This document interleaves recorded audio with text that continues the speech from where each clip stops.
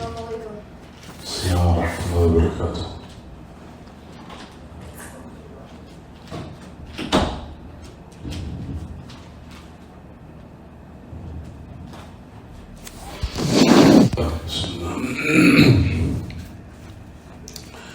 بسم الله الرحمن الرحيم. إن الحمد لله نحمده ونستعينه ونستغفره ونعوذ بالله من شرور أنفسنا وسيئات أعمالنا. من يهده الله فلا مضل له ومن يضلل فلا هادي له. وأشهد أن لا إله إلا الله وحده لا شريك له. وأشهد أن محمدا عبده ورسوله صلوات الله وسلامه وبركاته عليه. يا أيها الذين آمنوا اتقوا الله حق تقاته ولا تموتن إلا وأنتم مسلمون. يا أيها الناس اتقوا ربكم الذي خلقكم من نفس واحدة وخلق منها زوجها وبث منهما رجالا كثيرا ونساء واتقوا الله الذي تساءلون به والأرحام إن الله كان عليكم رقيبا. يا أيها الذين آمنوا اتقوا الله وقولوا قولا سديدا يصلح لكم أعمالكم ويغفر لكم ذنوبكم ومن يطع الله ورسوله فقد فاز فوزا عظيما. أما بعد فإن خير الكلام كلام الله جل جلاله وأحسن هدي محمد صلى الله عليه وسلم وشر الأمور محدثاتها وكل محدثة بدعة وكل بدعة ضلالة وكل ضلالة في النار.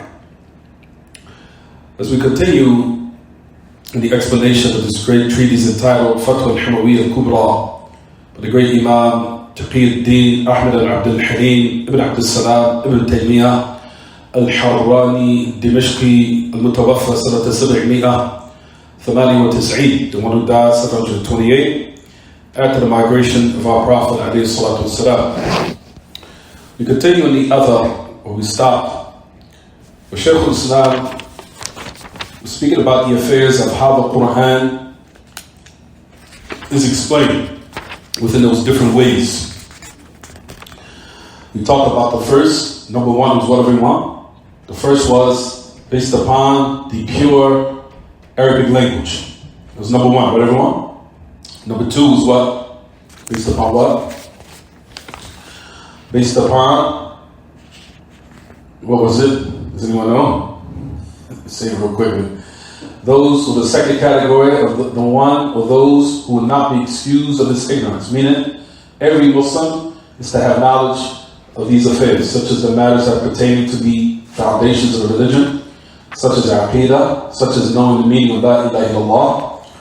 And when they hear those verses in the book of Allah, they are obliged to understand it. And they are obliged to what? Learn it, what it entails and what it means. The third meaning that we said yesterday was what everyone? He says, of what the ulama knows. The ulama. That those scholars who are able to teach the people the details which the common folk lack, that knowledge, to explain to them of certain verses that it seems that if there's a contradiction, but in actuality, due to their lack of knowledge, they don't understand it properly, where there are other verses to clarify and put those meanings in its proper place, to remove those ambiguities or those confused matters. And the ulama, they're the ones that clarify, because they're the ones that have attained knowledge. That's why they're called the scholars. Brothers, if you could keep it down a little bit. For verily, the ulama are the ones that know these affairs in detail. Everybody just keep it down a bit.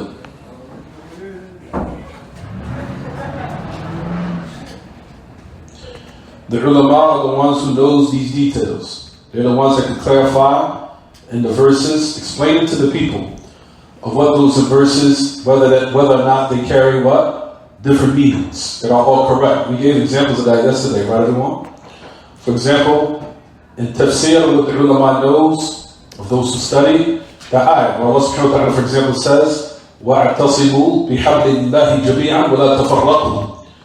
All hold on and steadfast to the rope of Allah, do not be divided amongst yourselves. If you go back to the tafsir of it, it can necessitate different meanings. From them is number one is the Quran, holding on to the Quran. Number two, another meaning is the Sunnah. Holding on to the Sunnah is holding on also to the rope of Allah. For example, holding on to the religion in accordance to what Abu Bakr was about, or Umar al-Khattab was about. All those meanings are correct. And we have, that's called, what we explained yesterday, what is it called, everyone? Khilaf wa tanawwu'. Ikhtilaf wa tanawwu'. Ikhtilaf tanawwu' is the differences of what certain ayats can carry of different meanings, and at the same time, all of them being what? Correct. As we said, we explained this and clarified it yesterday, right everyone? That's called ikhtilaf what? Or khilaf tanawwu'. Then we have khilaf tadad. Tadad meaning those meanings that people take and they try to utilize in the book of Allah, but they are in opposition to how Allah wanted it to be understood and interpreted. Such as you'll find, for example, the nation of Islam. As I said yesterday, I gave an example of this, where Allah subhanahu wa ta'ala says in Surah Taha that we will gather the criminals on the day of resurrection blue-eyed. Blue-eyed, meaning have blue eyes. You'll find that the people of desires, what they'll say is that this ayah necessitates that the white man with blue eyes is the devil. If you look back to the tafsir of that is a meaning that's in opposition to what the Sahaba were upon and how they understood it, and how they taught it to the tabi'een, those who they gave knowledge and disseminated, and who they taught. Who they taught, or their students, are called the tabi'een. You'll find that none of them saying that the blue-eyed people who be gathered on the day of resurrection, who are from the criminals, are considered the blue-eyed devil, who are the white men. You will never find that. So that meaning is in opposition to what? To what Allah revealed, and Allah subhanahu wa ta'ala revealed that ayah in a manner to show that what? We said this yesterday. What did we say, everyone? What was the meaning of the ayah? Right now, we're in knowledge. For verily you'll find that the meaning of the ayah that we will gather the criminals on the day of resurrection blue-eyed, what it means is that the people will be in a state of horror and fear, to the point where their eyes will turn blue, due to the severe horror, the state that they will be in. Because either they're going to go to the hellfire, may Allah subhanahu wa ta'ala protect us and you from that, and when the people see the hellfire, they're going to be in a state of what? Horror. It's severe horror. An unprecedented horror. An unprecedented state of fright. To the point, like we said, so many ayat where Allah subhanahu wa ta'ala said how certain people's hair will even turn white. That's how frightful and fearful the day of resurrection will be. So those type of affairs you'll find, that is what Allah subhanahu wa ta'ala, how that ayat is supposed to be interpreted. So you'll find that the people of desires, what they'll do, they'll come and take verses and try to now twist it to suit their desires. So they say, see, this ayat here means the white blue-eyed devil. Doesn't mean the white blue-eyed devil. You'll never find that none of the ulama tafsir clarified based upon the understanding of the companions, saying that was the interpretation or the meaning of that particular verse. That's what they call khilaf tadad. Tayyib. So that was the third category, Shaykh al-Islam. What was the fourth one? What was the last one? We said the fourth is what Allah subhanahu wa ta'ala only has knowledge of. And those affairs we talked about were pertaining to what, everyone? What did we say? We said that it means what? The haqa'iq al-asma' al-sifat. The true reality of how Allah's names and attributes are. No one knows that except Allah ta'ala. No one. No one knows how his hearing is. No one knows how he sees everything. How he hears everything. How complete and vast his knowledge is, subhanahu wa ta'ala. Because we know our Lord, his knowledge is not preceded by ignorance. Can anyone fathom and understand that? Nobody can understand and comprehend that there's a perfect deity of worship that's knowledge is not preceded by ignorance. That's bewildering. That's something that's astonishing to the human mind. Something that is complete knowledge. So those affairs, like we said, no one knows how they are, even though we establish the meanings. But the actual reality of how they are, no one knows except Allah. And that's the meaning of the ayah when we said last class, where Allah subhanahu wa ta'ala says, Surah Al-Imran, وَمَا يَعْلَمُ تَأْوِيلَهُ إِلَّا اللَّهِ. No one knows his ta'weel except Allah. We said the meaning of ta'weel here in this context is what do we want? That the meaning here, when you stop in the verse at lafz al-jalala, which is Allah, the meaning of it, as we said, means the reality of His names and His attributes and certain affairs of the hereafter, which are from the unseen. No one knows how it will be except Allah. We gave examples of that. For example, the exact affair of how the day of resurrection will be established and when it will be established. No one knows. Those are only affairs that only Allah knows. The hour when it will be established. To the point where the Prophet ﷺ said to the greatest of angels, Angel Jibreel alayhi salam, where he said to him, مَا الْمَسْئُولَ عَنْهَا أَعْلَمُ مِنَ السَّائِلِ مَا الْمَسْئُولَ عَنْهَا أَعْلَمُ مِنَ السَّائِلِ. He said to Angel Jibreel, when would Jibreel asked him first, when would the day of resurrection be? The Prophet ﷺ said, the one who's being asked is no more knowledgeable than the one who's asking the question. Meaning, what everyone? So Jibreel negated the knowledge of it, and who? The Messenger of Allah negated its knowledge. Those are from the affairs that only Allah knows. The establishment of the day of resurrection, the affairs of those affairs when it will take place, those type of matters, like we said, are from the affairs in which Allah only knows. The reality of how, subhanahu wa ta'ala, how He ascended above the arsh. And the affairs of what takes place every night.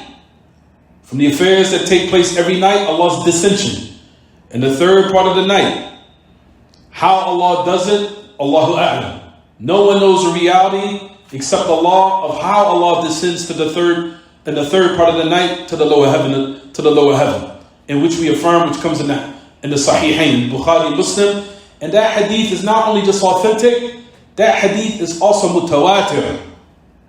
The descension of Allah every night has reached the level of tawatur. It's reached the level where there's so many narrations affirming this affair to the point that no one can deny it. So those are the four matters that we discussed last class, right everyone? Let's read the Athar of the great Imam al-Tabi'i al-Fadil al-Jalil, Abu Abdur Rahman al-Sulami. Who's Abu Abdur Rahman al-Sulami, everyone? Abdur Rahman or Abu Abdur Rahman al-Sulami,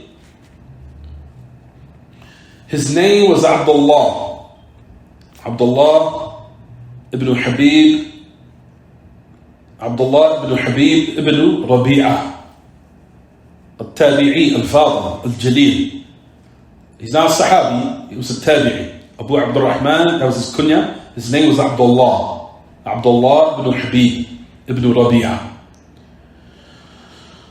He was born during the lifetime of the Messenger of Allah. At any rate, not to get too deep into his biography, but Shaykh al-Islam mentioned him here. If you look at the book, it says, حدثنا الذين كانوا يقرؤوننا القرآن. He said, the one who conveyed to us is the ones who used to teach us and recite to us the Quran. Who is that? What does Shaykh al-Islam say in his book? Uthman ibn Affan, the great Sahabi. And Abdullah ibn Mas'ud, the great Sahabi. He said, and other than them, from the great companions of the Messenger of Allah, alayhim as-salatu was-salam, رضي الله عنهم أرضاهم أنهم كانوا إذا تعلموا. Now listen to what Abu Abdur Rahman al-Sulami says. He said that they used to learn from the Messenger of Allah 10 verses of the Quran. They would not surpass it until they learned what was in it, or what it had or contained in it, or contained of knowledge. What it contained of those verses, and what it possessed of knowledge and application of it. Which is al-amal, which is actions. So he said, as a result of it, what was the result, everyone? Man natija? قالوا فتعلمنا القرآن والعلم والعمل جميعا. What was the result? We learned the Quran and knowledge and practice and actions, all of it. That's why, brothers and sisters, based upon this statement right here, shows the reason why they were the best of this ummah. From the Sahaba and the Tabi'een. Look to the great methodology that they embarked upon. That's why these were one of the reasons of why they became the best of this ummah. They took advantage of this methodology until Allah blessed them. They learned knowledge and its application. The greatest of all affairs. And that's our religion. Our religion is beneficial knowledge, which is guidance, and the deen of truth, which is what we want, righteous actions. طيب. So that's Abdur Rahman al-Sulami. And his name was Abdullah ibn Habib ibn Rabi'ah. And he also lived during the time of the Khilafah of Uthman ibn Affan radiallahu anhu. Until he even reached the time period of Al-Hajjaj ibn Yusuf al-Thaqafi, when he became in charge of certain affairs of the Muslim leadership. He lived during Imrat al-Hajjaj.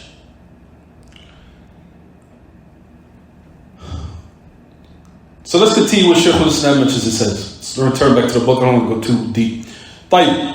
If we go back to the book, وَقَالَ مُجَاهِدٌ. Now listen what Shaykh al-Islam goes on to say in Hamawiyyah.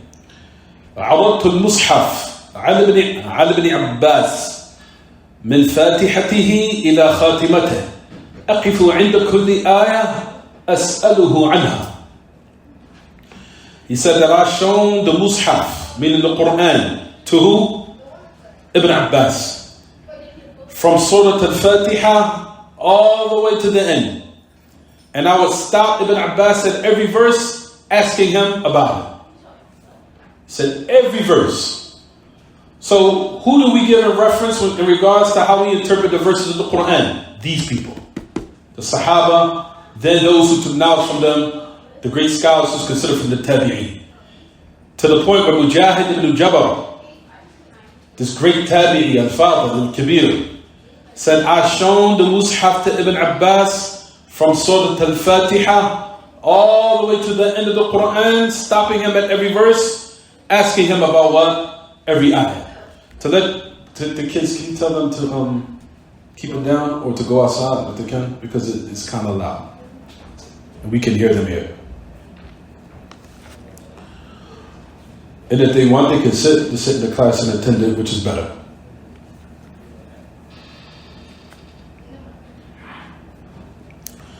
طيب. وقال الشعبي, he said, ما ابتدع أحد بدعة إلا وفي كتاب الله بيانها. Now listen what Shaykh al-Islam Taymiyyah before we move on to the next statement. And then we're going to mention of why Shaykh al-Islam mentioned these statements. What was the point? Because a person would say, okay, he brought beneficial athar, beneficial narrations, but what's the mafad? Or what's the fa'da? Why? We'll talk about that in a minute. طيب. Shaykh al-Islam goes on to say, ما ابتدع أحد بدعة إلا وفي كتاب الله بيانها. No one innovates an innovation except which is in the book of Allah, its clarification. Its clarification. Meaning, in it is what? Clarifying its what? Falsehood. And its invalidity. Is it clear, everyone? طيب. Al-Sha'bi was, as we know, was also from the great Tabi'een. His real name was Abu Amr Amir ibn Sharahil. Memorize these names. The great Imam Al-Sha'bi. As far as in his history, inshallah, if I have some more time, I will tell everyone of what happened with him. He fell into the fitna of Ibn Ash'ath. If you look at the history in Al-Bidayah wa Nihayah about Ibn Kathir. And we'll talk about that if we have some time. غَفَرَ اللَّهُ لَهُ. Of course, we're not going to get into the details of it right now. But to let you know how fitna, especially if it's dealing with great oppression. If a person is not careful, then one can fall into it even though they possess great knowledge. Have to be very careful. But at any rate, the great Imam Al-Sha'bi, you'll find that he mentioned this tremendous, profound statement. There's not an individual that innovates an innovation except that it is in the book of Allah, its clarification. Then you'll find Shaykh al-Islam mentions the statement, so we can start the explanation. وقال مسروق ابن الأجدع مسروق And we wanted to speak yesterday on why is his name Masruq. Because anyone that knows Arabic knows the word Masruq means stolen. Something that was taken or something stolen. So why was his name Masruq? We'll talk about that. طيب. قال مسروق ما قال أصحاب محمد صلى الله عليه وسلم عن شيء إلا وعلمه في القرآن ولكن علمنا قصر عنه. Masruq ibn al-Ajda' that he mentioned said another profound, beneficial statement. He said, the companions of Muhammad sallallahu alayhi wasallam did not say anything of statements and what they conveyed of knowledge, except that his knowledge was in the Quran, and he's talking about himself now. So now he's saying, except, however, our knowledge came up short in regards to it. A humble statement, meaning to show his humbleness and respect and reverence to who preceded him, who's the companions of the Message of Allah. That they were more virtuous, their knowledge was way more vast, their knowledge was on a higher level in comparison to what? To ours, even though they taught us. So they always held them in high esteem, always held them in high respect, and what? And reverence in regards to them. Never taking time out to say, I'm more knowledgeable than them, I'm younger, I'm brighter, I'm more fresh as far as in my memory. Who are they? They're no one. How people do that today. Oh, he's nobody. I'm more knowledgeable. As you'll find that a lot of youth these days that they do in regards to people who preceded them. No respect. Disrespect. Once they get the opportunity, here comes the disrespect.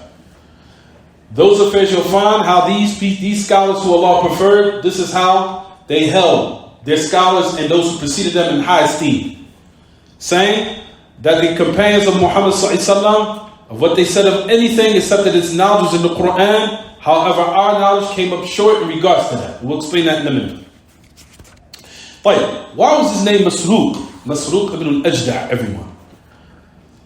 His name was Masruq, as we said yesterday.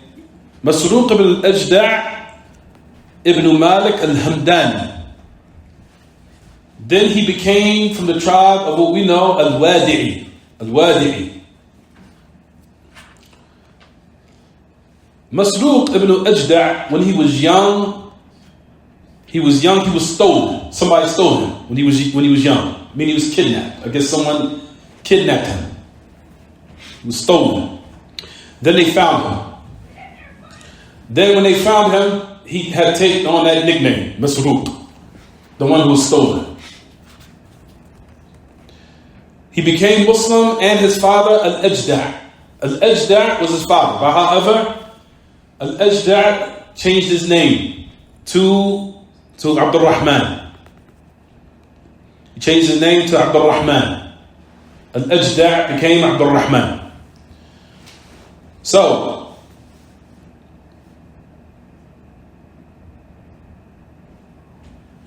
Ash-Sha'bi said that concerning him,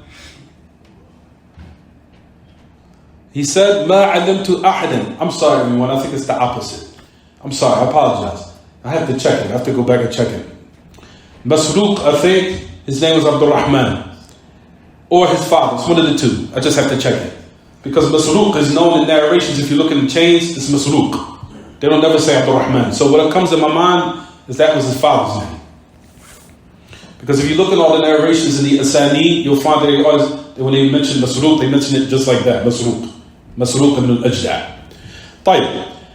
Al-Imam al-Sha'bi said about this great tabi'i al-Fadil, he said, مَا عَلِمْتُ أَحَدٍ كَانَ أَطْلَبَ لِلْعِلْمٍ. I never seen or known anyone that was more desiring of seeking knowledge than him. To let you know the high status of this great tabi'i. So let's get into the explanation. But we stop here. This is where we stop at. We talked about the 4 ways how the Quran is what everyone interpreted. Right, everyone? We spoke about this. We talked about number 1, which is what everyone switched it quickly, which number 1 is based upon the pure Arabic language. Without the ujum or the ajam or the ujma, or the non-Arabs from the foreigners that became Muslim, that certain words started being incorporated in the Arabic language were entered. Until it didn't destroy it, but certain people started adopting certain words from the non-Muslims that became Arabized later on. We're talking about the pure Arabic language. So number one was based upon those scholars that are well-grounded and those who were the reasons for the preservations of the pure Arabic language from the Bedouins. And you'll find from those people who Allah gave them as a means, or those were the means to preserve the Arabic language in its purest form. And you'll find that they're the ones that knew the meanings. Until the point where we mentioned yesterday that there were literature that were made in these subjects of clarifying certain eloquent words that were rarely used amongst the people. But they were still used amongst certain people. From the Bedouins and the Arabs, they knew. When they heard certain words in the Quran, they knew what it meant. Because they were considered of high level. They were considered of high what? High eloquence. So those people from the scholars of Arabic knew what they meant. And that's the first reference point in regards to attaining the proper meaning of these verses. Is it clear, everyone? That was number one. Number two, quickly, is what? What's the second one? Number two, we just mentioned it. I just said it about 20, 30 minutes ago. Number two is what? No one is excused of. No one is excused from the Muslims of having a knowledge of it. For example, in regards to Tawheed, in regards to polytheism, in regards to knowing how to pray, when they hear the verses, establish the prayer, pay the zakat. Worship Allah, do not set up partners with Him in the least. When they hear those verses, they're obliged to what? Learn what they mean and understand them. And there's nothing wrong with understanding them in another language. Don't listen to the nonsense that people propagate to say, oh, you understood that in English. That's not the Quran. So, it's not valid then? Doesn't make any sense. So my Islam, in order for it to be valid, I have to understand Arabic? That's absolute absurdity. It's absurd. It's blasphemy. So everyone that's became Muslim, none of them are truly Muslim until they understand the Arabic language and they speak it fluently. That's absolute nonsense. Why? Majority of people who are non-Arabs, when they embraced Islam, they learned it in their language. They learned what does La ilaha illallah mean, Muhammadur Rasulullah. When it was clarified in their language, they embraced Islam. So for one to say, oh, that's absurd until you learn Arabic. Even people who learn Arabic, they even don't practice Islam correctly with certain people that speak it fluently. And then you'll find that they fall into polytheism. So the affair is not just revolving around knowing the Arabic language or saying that Islam has no meaning or significance until you learn Arabic. That's absolute nonsense. We've been obliged to learn the Arabic language, no doubt. But to say that now, once Islam is not valid until they learn it, or you really truly don't know until you learn, that's absolute nonsense. And that's from arrogance. And that's from the ways of people deviation. You'll find that they say that. They'll say, oh no, that's to say that Allah ascended above the Arsh. No, that's not what it means in Arabic. No, it doesn't mean that. In Arabic, yes it does. In Arabic it means, istiwa means to go from below to go above. That's what it means. It means to ascend. It means to go above. And it's an action. For those affairs, like you said, oh no. That's the English. That's not what Arabic. Even in Arabic, that's what it necessitates. And it means exactly, excuse me. Is it clear, everyone? Those are the affairs. Is number two. Number three is what again? The scholars, what they know. Number four is what? Number four is what? The one only Allah knows. We give examples. Jayyid. So let's keep it moving. Let's explain the author of the great Imam Abu Abdur Rahman al-Sulami, Abdullah ibn Habib ibn Rabi'ah al-Hamdani. This great tabi'i sought knowledge at the hands of numerous great Sahaba. From them is the greatest of them, who are who? Uthman ibn Affan. And also who? Abdullah ibn Mas'ud. Radiyallahu anhuma. Listen to what he said. Those who recited to us the Quran, meaning those who taught it to us. He said that we never learn knowledge. He said that, that when they learn knowledge from the message of Allah, they learn what? 10 verses. They did not go beyond that until what? They learned the knowledge it possessed and how to apply it. The application of it, which is the actions. Tremendous athar. Shaykh al-Islam was mentioned in this statement here, brothers and sisters. Why? You'll find that the great Imam of this from today, contemporary times, Muhammad al-Jami, the great Imam who's qawi, strong in Aqeedah, rather he stood out in the affair of Aqeedah, rahimahullah. You'll find that he said, هذا الكلام الذي يأتي بعده يقضي على تلك المزاعم من الخلف الذين يزعمون بأن السلف لا يفهمون معاني نصوص الصفات.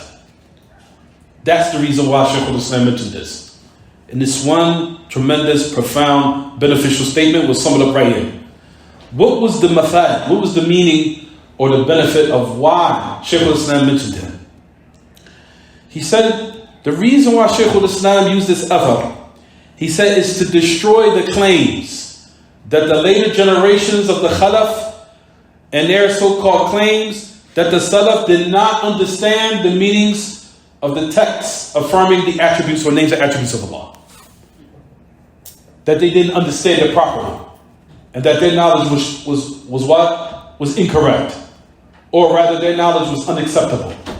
Or that their knowledge was pertaining to affairs in that particular time. And that their knowledge was what? Their knowledge was very what? Very incomplete. And all those other different claims that you'll find. He said, that is this statement here that Shaykh al-Islam brought was to destroy their claims. Destroy their claims that they were the best of this ummah based upon the methodology they embarked upon of how they learned their knowledge. They learned it in the most greatest what? Men. How? They learned 10 verses. That was it. Memorized them, understood them properly, and then worked diligently in application and applying them. And actualizing it and applying it in their actions. That's the reason why they were considered the best of this ummah. You'll find that from the Muslims, they're memorizers, but what comes up short? Their comprehension and their what? Understanding. And some of them understand the Arabic language and they learn the verse, even though they hear it, they still apply it wrong. Even though they understand when they hear it, linguistically. But the application is totally what? Incorrect.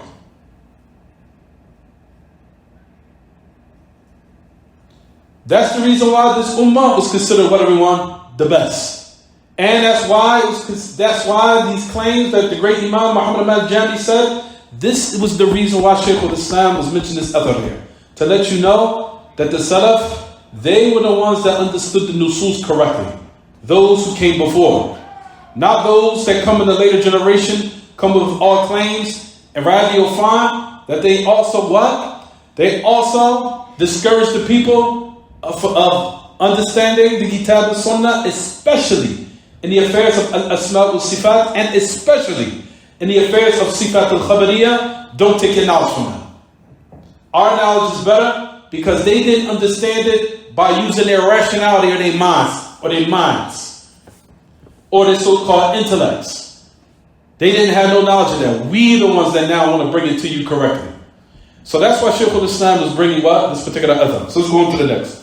The next one, why he mentioned another athar, which is what Ibn Abbas was said, I shown the Mus'haf to Ibn Abbas. From Surah Al-Fatiha all the way up to the what? To the last part of the Quran, meaning to the end, excuse me. And I was asking him, and I used to ask Ibn Abbas every ayah, asking him concerning it, asking him a question, meaning directly from Ibn Abbas. Every ayah, he would come to Ibn Abbas, ask him about his meaning. What does this mean? All the ayat in the book of Allah. If this is the case about this individual, why would he not be considered the reference point of how you will understand an ayah or verse in the book of Allah?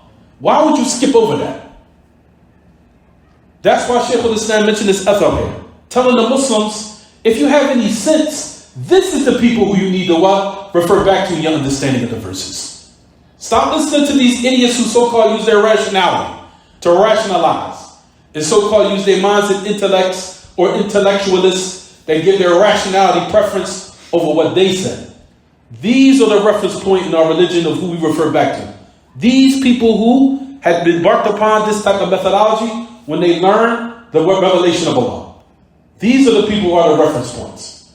They are the ones that we refer and we go back to. And this is what Shaykh al-Islam was trying to bring to light here. He was saying that our knowledge, of course. Now listen to what the great Tabi'i Mujahid Ibn Jabbar, he said, I asked Ibn Abbas, stop him at every ayah. This type of contemplation that you'll find, this type of manner of knowledge, or this type of mannerism of what? Of learning. Is it like our learning of today, everyone? How they learn the Quran. Is it like our learning today? Their memorization. Is it like our memorization? Their knowledge. Is it like our knowledge? You just heard the virtue of these people. You just read what they did, of how Allah blessed them. وَقَرَأْتُ مِنَ الْمَعَاصِرِينَ. And you'll find that these type of people during these days, from the most worst of statements, they say that these type of people, even though this is their status that Allah raised them by, or that Allah raised them by these methods of how they learn, that these type of people, even though they did it this way and they came out and the results were praiseworthy, they still have the audacity to say that the Sahaba and the Tabi'een, that they did not sit to learn knowledge properly, the sitting of a person that truly scrutinizes and investigates. Meaning that they didn't use their minds the way we use it. They don't use their rationality of how we use it and how we rationalize. And for that reason, they did not understand. Until the later generation of the Khalaf came. And we understood what they were ignorant of. We understood what they were ignorant of. Evil statements. Evil and disrespect of those who came before and those who are the best of this ummah. Disrespect. And what comes as a result of it? Deviation. What comes as a result of it? Allah's anger and His wrath descending. When you talk about His awliya, talk about the awliya and the greatest of all awliya with the Sahaba. And those who took knowledge, learned knowledge from them, you'd speak about them, humiliation, disgrace is what is imminent. Is it crazy? Is it clear, everyone? This is what you see today.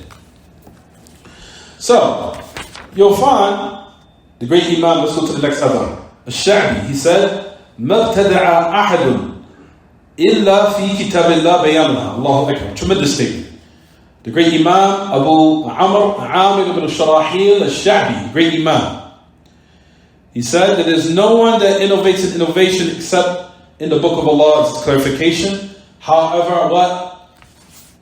our knowledge comes up short. Oh, that's Masruq, I'm sorry. Except that it's in the book of Allah, it's clarification. If you was to ask someone who's Khalafi, meaning who's been affected by the ideologies of so-called rationality or using your intellect in opposition and giving precedence to it over what Allah revealed. You used to ask them, what is the meaning of the speech of the Imam al-Sha'bi? They probably wouldn't be able to understand because their principles of how they learn are all what? They're all discombobulated. They're all what? They're all twisted.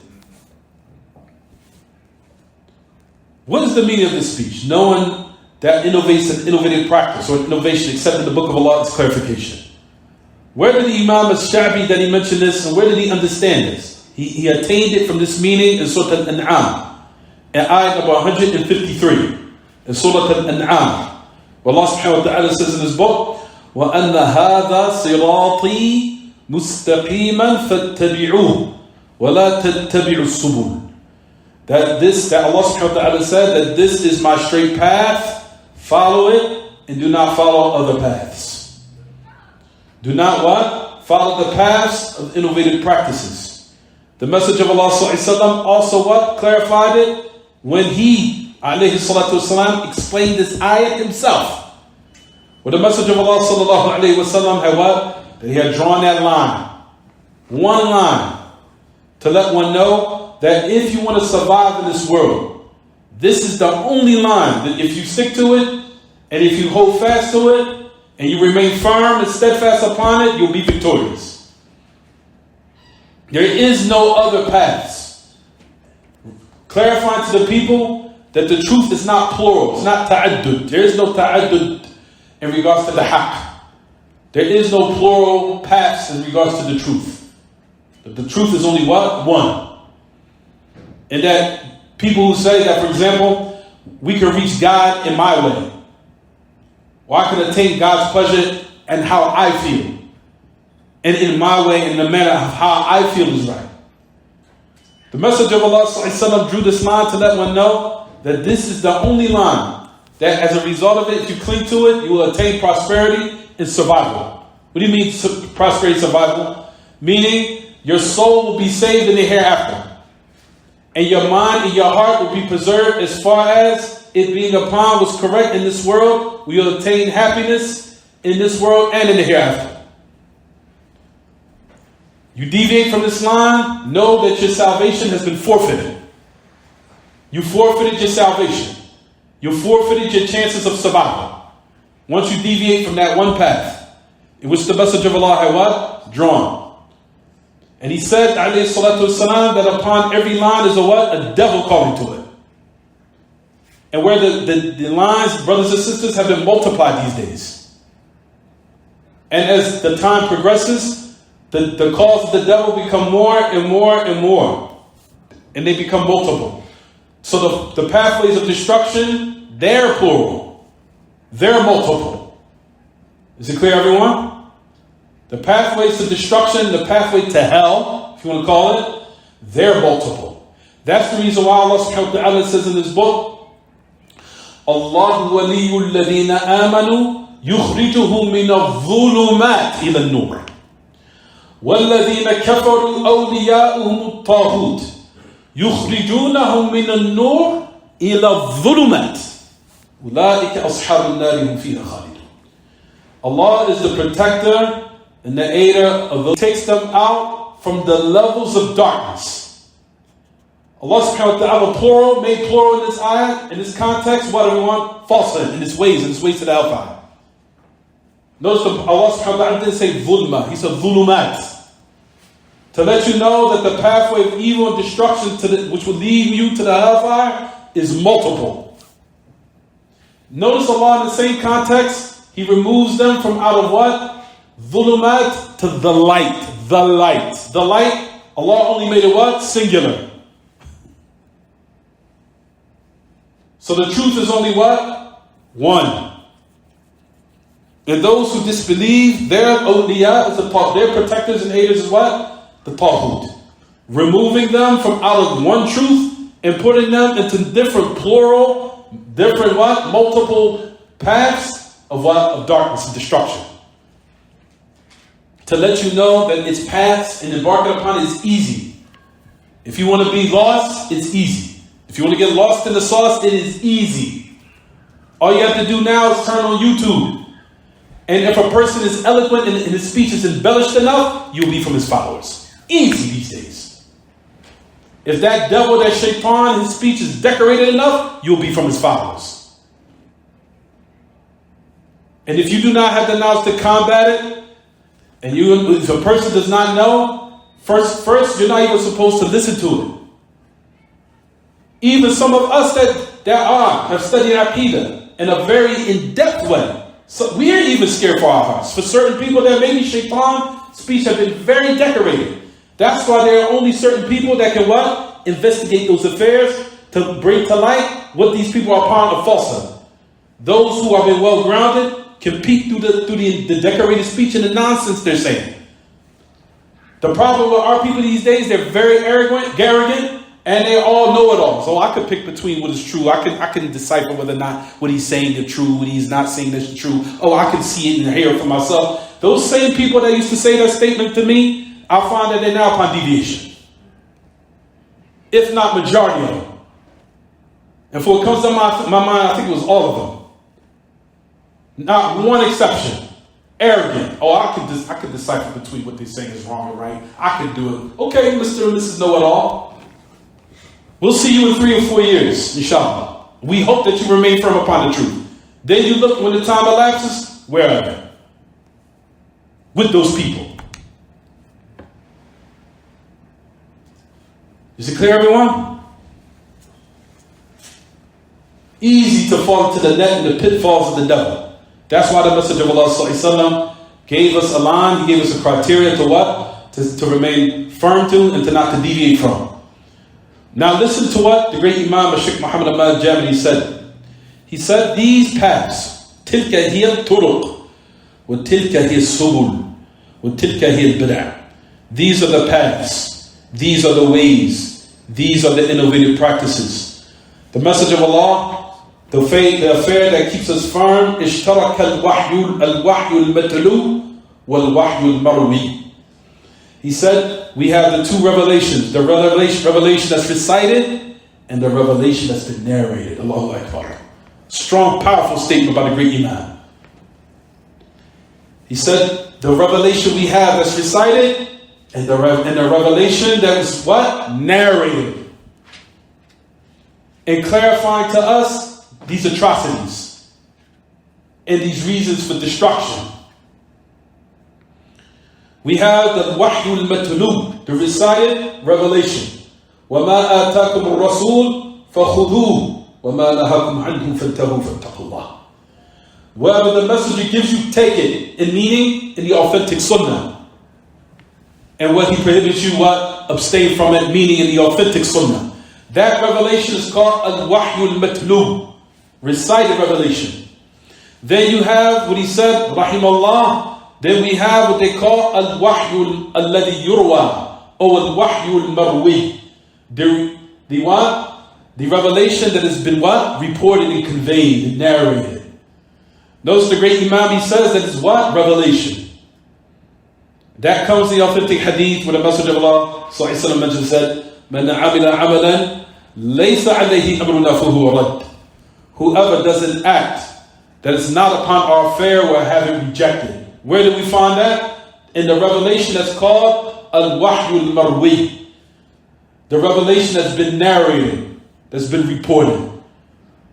Just like this, the great Imam says, هَكَذَا يَشْتَرِكُ الْكِتَابُ وَالسُّنَّةِ فِي بَيَانِ الْبِدْعِ وَالْخُطُورَاتِ. Just like you'll find of what the Kitab al-Sunnah clarifies of innovative practices. And there are clarification in it warning us of it. For that, all of it is from Allah. It's not just the book of Allah. It's also the Sunnah of the Messenger of Allah. Both of them are revelation. One cannot be what? One cannot be used without the other. They are what? They are from Allah. Both of them. And I said that to our brother yesterday. When Allah subhanahu wa ta'ala said in this book, إِنَّا نَحْنُ نَزَّلْنَا الذِّكْرِ وَإِنَّا لَهُ لَحَافِظُونَ. Verily we sent down this dhikr. And most definitely, we will guard it and protect it. When Allah said dhikr, it did not just mean the book of Allah. It meant also the sunnah message of Allah. Allah will also protect the sunnah of the message of Allah. And if you look inside the books and the literature that we have, Allah, what He said, actualized. It's still being seen today. Every narrator of hadith, we have their history, we have their background, we know where they were born, we know who took knowledge from, we have the narrators or who they narrated upon, we knew who their father was, who their great-grandfather was, to the end of it. If that's not proof Allah preserved this religion, then what is? And we're talking about preservation of the authentic sunnah. In this context here. As far as the book of Allah, that's self-explanatory, that's done. Khalas. We're talking about the authentic sunnah also, who to this day you'll find in statements from people who say that they're Muslim, who disregard it as insignificant. That the sunnah of the message of Allah, oh, I don't want to hear the hadith. Actually, that's kufr. You have to be very careful. Is it clear, everyone? Is it clear, everyone? Those are the affairs that we want to say to people. Oh, I have to leave those hadith. I doubt in those ahadith. I don't listen to hadith. Ya akhi, a'udhu billah. You find Muslims saying this, Muslims.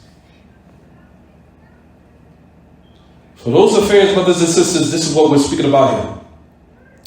طيب. So what the Messenger of Allah alayhi salatu wasalam, that he said in this regard, those are the matters of what they have clarified. They clarify to incite people of those affairs that when they come, it looks as if it's righteous actions, but it's not. It's evil. For example, certain people, how they fast, certain people, how they pray, certain type of remembrances that you'll find that are practiced from certain Muslims. And for example, parties, gatherings, celebrations that it looks innocent. But in actuality, it's the most evilest of affairs. For example, the celebration of the Messenger of Allah's birthday. It's innocent. Celebration, people having food and barbecue. They're having barbecue and food, and the people are coming out. Don't you see love in the street?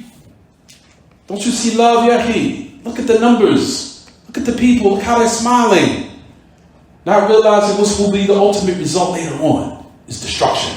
When Allah sends down an earthquake, or Allah subhanahu wa ta'ala removes the barakah of knowledge because of these atrocities and the practice of the people. It looks good now for the facade, for what the people in the masses see outside looking in. But let's look to the long haul. What's the ultimate results later on? What it will bring. Everything looks good for the moment, brothers and sisters. But things, how quickly they can change. And how drastic they can change. Last year, everybody was bragging about how much money they had. Look at the time now. Drastically changed. I got PPP money, I got this money, I got unemployment, Now the thing has changed. How quickly things can change drastically. One day is not like the next. Is it clear, everyone? The ihtifalat, these type of affairs, is what angers Allah. The celebration, even though it looks innocent, but those who clarify, that have insight, they're the ones that clarify to the people it's evil. Even though outwardly it looks what? It looks fair seeming. It looks acceptable. It looks innocent. It looks nice. Look at the numbers and look at the people smiling and laughing. Until the results hit. That's just like, for example, fornication. Oh, it's just human beings coming together. It feels good. It feels good for the moment. But the result is what? Atrocities. Destruction. Families being torn down. Children being traumatized to the end of the nonsense. Feels good for the moment though, didn't it? Didn't feel good for the 20 or 30 or 40 minutes you were doing it. Or whatever. But then, the long haul of destruction comes. Here comes the depression. Here comes the issues. Here comes the family becoming distraught or in a state of destruction until the end of the nonsense. Is it clear, everyone? G. طيب, let's leave the last other, we'll stop. وقال the great Imam Masruq, انظروا إلى هذا التواضع. Now look to this great Imam, Tabi'i, Fadl, Jalil, Masruq ibn al-Ajda'. Who did he take knowledge from? Abdullah ibn Mas'ud, radiyallahu anhu. Took knowledge from Abdullah ibn Mas'ud. He said, there is not anything that the companions of the Messenger of Allah, that they said of anything, except its knowledge is in the Quran. However, our knowledge comes up short. So, وَلَكِنْ عِلْمَنَا قَصُرَ عَنْهُ. Our knowledge what? Comes up short. He's trying to show respect. That even though I came after the companions, we don't come now to say, I'm better than them, I'm a young guy, my memory is more fresh. Who are they? I'm the one with the better energy, I'm more younger, I'm more in a state of having a greater impact. Who are they? They're just a bunch of old timers, out with the old, in with the new, who cares? You know, that's how we've been cultivated. Oh, y'all idiots, y'all the old heads, y'all don't know anything. We're the elders coming in, the new generation, out with the old, in with the new. To the end of the disrespect. Look to how the Masruq ibn al-Ajda', how he held his teachers in proper and high esteem. in a proper perspective of praise. This is what he says. He says, إِذَا كَانَ التَّابِعِ يَعْتَرَفَ عِلْمَهُمْ قَصُرٍ, to the point where he confessed and acknowledged that their knowledge, meaning those who had taken knowledge from the Sahaba, came up short. And that the knowledge they possessed was أَوْسَعْ وَأَدَقْ, way more vast and more accurate. And that's how we look at our teachers today, the great Imam of today. That's how we look at them. Look to now the great Imam Shaykh. They're not around anymore. Even though they're still alive, may Allah preserve them. We don't have them in access anymore. It's gone. Now Allah has tested us. We don't have them around like we used to anymore. We don't have our fathers around to get us out of situations anymore. It's done. Now you guys learn, y'all gonna have to do it for yourself now. You're gonna have to figure it out. This is the time now where Allah has tested us, where you guys gotta figure it out now. And I say the same thing to our communities. Our communities, brothers and sisters, the marriages and the issues, we taught you, we finished books with you, it's time for you to learn. A lot of us now are bowing out because we're overwhelmed. Whatever's going on in your household, you want to figure it out. You're on your own now. The knowledge was taught to you for years. People took time out and sacrifice. We took advantage, we took for granted the avenues that Allah gave us. We took it for granted. When there was an imam that took time out to sit and listen to our problems. They took time out of his busy schedule to take on the headaches. We didn't appreciate it. So now when they become overwhelmed, they shut the door. You on your own now. Nothing I could do. You're on your own. We taught you the knowledge, you got to apply it now. Figure it out. That's the same thing that our ulama now, even though they haven't said it, but that's what's being applied now. Shaykh Rabi is old now. Shaykh Rabi is old now. You guys, we taught you, you got to start learning into what you know. You're going to have to take on be men now. Y'all going to have to figure it out. Can't bang on their door disturbing an 80 and 90-year-old man that held down the sunnah for the majority of his life. It's done. Is it clear, everyone? We're on our own now. You're going to have to start applying what you know now. A lot of us been Muslim 20, 30 years. Y'all know these books. Y'all know this knowledge now. It's done. The only thing we focus on now that I try to take more now is with the youth now. These 12, 10. Everybody asks me, why are you so concerned about them? Wallahi, brothers and sisters, what these youth have to endure is way worse than what we had to endure when we were coming up. They need more attention. Wallahi, they need it. What they have to endure in their homes is way worse than what we have to endure. And I just told everyone, brothers and sisters, wallahi, pedophilia is on its way. The legalizing of pedophilia is on its way to America. Trust me. They are desensitizing little kids with sex as you see it. Even in the cartoons, they're trying to desensitize them with sexual practices. You see it. You see where it's going. You think they don't deserve our attention? They do. I'm tired of dealing with adults 20, 30, 40, 50 that don't listen. So, the people who's younger deserve it because they got to deal with way more. You guys know better. You've been taught Kitab al-Tawheed, catch the Shabbat. You've been taught. Khalas. Move on to little kids now because they deserve it. It's time to give them the attention because they got to deal with a whole greater satanic ordeal than what we have to. Is it clear, everyone? What I hear every day what these kids got to go to, I got to hear it. I hear it every day. I'm like, wow, good grief. Man, I would never think I had to do that when I was coming up that age. Oof, that's on a whole nother level. Hearing about their friend got shot, 10 of their friends they used to play basketball with, they got to go to their funeral and bury them because they were filled with bullets, 40 to 50 rounds. Hearing about their friend that was 15 years old, shot down in cold blood, filled with 50 rounds of bullets. You don't think that's traumatizing to a child? 50 rounds in a human being? Stood over and just let the bullet just let them go. To the point they got guns now that's a Glock that can shoot like a machine gun now.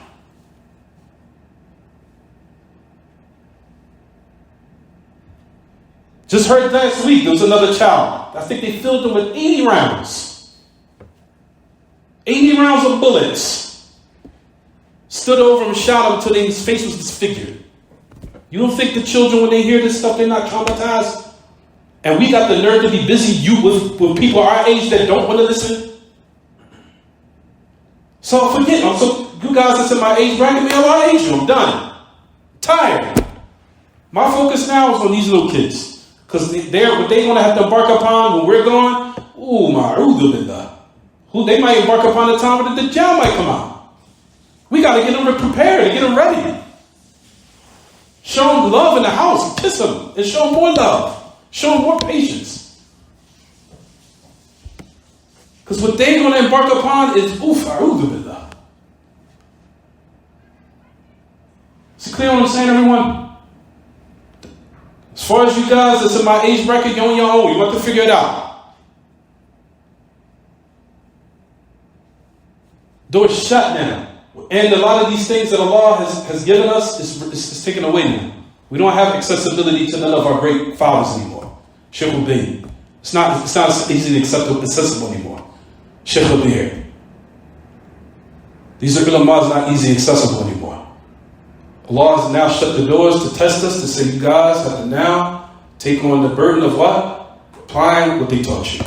You're going to have to figure it out.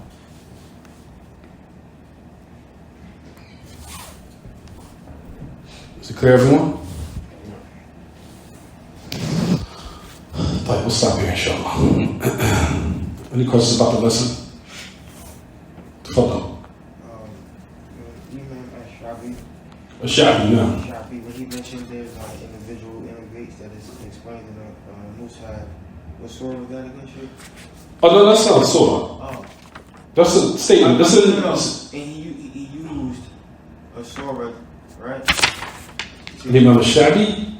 No. That was he was headed towards the ayah. Right. But the ayah, we just saying that the meaning of the ayah was clarified in the authentic sunnah. Okay. But he was heading towards the meaning of the ayah that Imam Sha'bi knew what that verse meant. Which verse? The verse that came from the now. 153. Is it clear? No. That's it. When you had mentioned that one of your review questions that the Quran is understood in 4 ways: the pure Arabic, the third was the scholars, the fourth was the issues that only Allah knows. No, the fourth is the one that ulama knows. The second one is that no one is excused of his ignorance. Okay. And the third one is the one that ulama knows. And the fourth is the one that only Allah knows. No. Is it clear, everyone? But we'll stop here, inshallah. I'm sorry. Tafadhal, I'm sorry. The second one, I'm still not understanding. What do you mean now? Nobody is... No Muslim is excused of his ignorance. When you hear establish the prayer, you're obliged to know what it means. Establish the prayer. Fasting has been prescribed upon you. Is there any Muslim that's excused of that knowledge that they're not supposed to understand that verse?